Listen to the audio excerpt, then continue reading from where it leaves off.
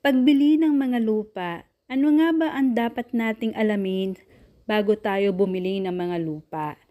Ayan po ang aking pinsan na naglilinis nga sa lupang hindi naman pala kanya.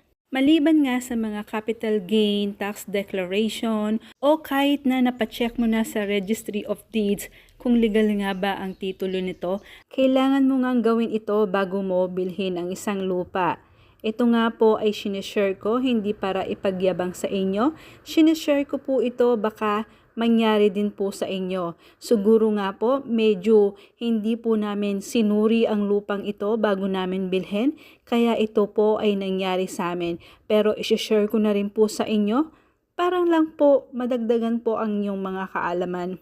August 20, 2022 nga po, nung binili po namin ang lupang ito, nakakilala naman po namin ang agent na nagbenta po sa amin.